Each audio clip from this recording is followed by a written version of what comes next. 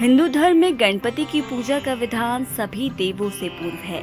इसीलिए लोग अपने घरों में अक्सर गणपति की मूर्ति की स्थापना जरूर करते हैं। बाजारों में देखा जाए तो गणपति भगवान की तरह तरह की प्रतिमाएं मिलती हैं, लेकिन सवाल अब ये है कि हमें घर में गणेश भगवान की कौन सी प्रतिमा स्थापित करनी चाहिए, यानी श्री गणेश की सूंड किस दिशा में होनी चाहिए, दाई सूंड या बाई सूंड। असल में किस तरह की सूंड वाले श्री गणेश घर में रखने चाहिए और किन्हें नहीं, आज हम अपनी इस वीडियो में ये जानेंगे। गणपति, जिन्हें मंगल मुखी भी कहा जाता है, और ऐसा इसलिए कहा जाता है क्योंकि गणेश जी के मुख की तरफ समृद्धि, सिद्धि, सुख और सौभाग्य होता है। लेकिन वही गणेश जी के पृष्ठ भाग पर दुख और दरिद्रता का वास माना गया है। इसीलिए गणेश जी की स्थापना के समय हमें कुछ बातों का ध्यान रखना चाहिए। जैसे गणपति की मूर्ति का मुख कभी भी दरवाजे की ओर नहीं होना चाहिए, वही मूर्ति के पीछे दीवार होनी चाहिए।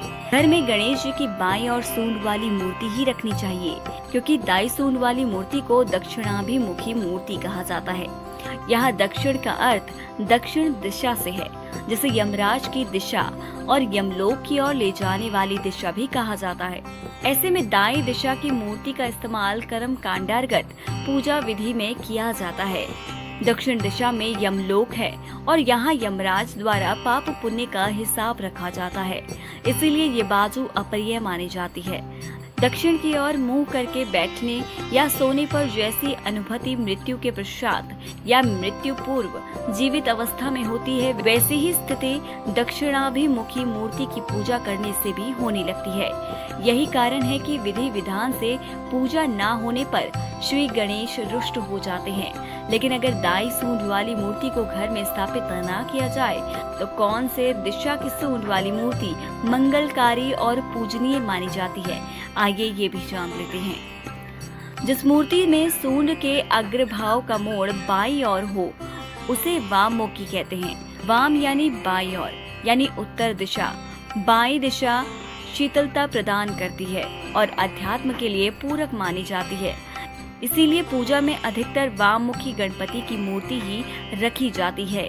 गणपति की ऐसी मूर्ति को घर में शुभ माना गया है। कहते हैं कि ऐसी मूर्ति को विशेष विधि विधान की जरूरत नहीं होती, ये शीघ्र ही प्रसन्न हो जाते हैं, थोड़े में ही संतुष्ट होकर और गलतियों पर क्षमा भी कर देते हैं।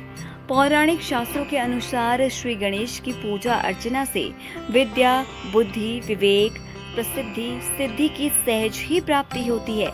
ऐसे में आशा करते हैं आपको समझ आया होगा कि विघ्न विनाशक भगवान श्री गणेश की किस मूर्ति को घर में रखना चाहिए। अब अगर आपको हमारी ये स्टोरी पसंद आई हो तो वीडियो को लाइक और चैनल को सब्सक्राइब जरूर कर दीजिए।